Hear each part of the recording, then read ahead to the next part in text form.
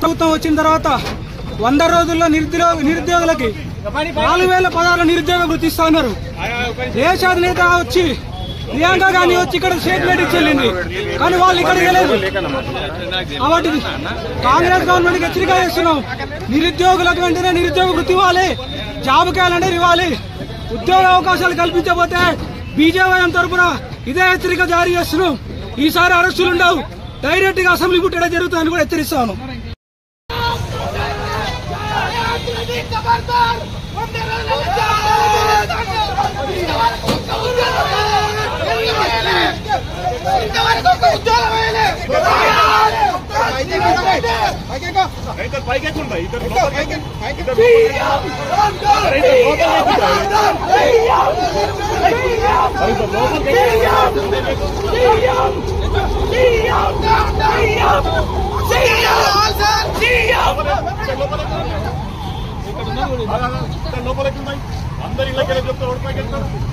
ప్రభుత్వం వచ్చిన తర్వాత 100 రోజుల్లో నిరుద్యోగులకి 4000 పదాల నిరుద్యోగ వృత్తి ఇస్తా ఉన్నారు.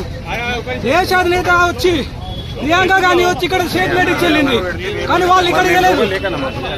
కాబట్టి కాంగ్రెస్ గవర్నమెంట్ హెచ్చరిక చేస్తున్నాం, నిరుద్యోగులకు వెంటనే నిరుద్యోగ వృత్తి ఇవ్వాలి, జాబ్ క్యాలెండర్ ఇవ్వాలి. ఉద్యోగ అవకాశాలు కల్పించకపోతే బీజేవైఎం తరఫున ఇదే హెచ్చరిక జారీ చేస్తున్నాం. ఈసారి అరెస్టులు ఉండవు, డైరెక్ట్ గా అసెంబ్లీ పుట్టడం జరుగుతుందని కూడా హెచ్చరిస్తాను.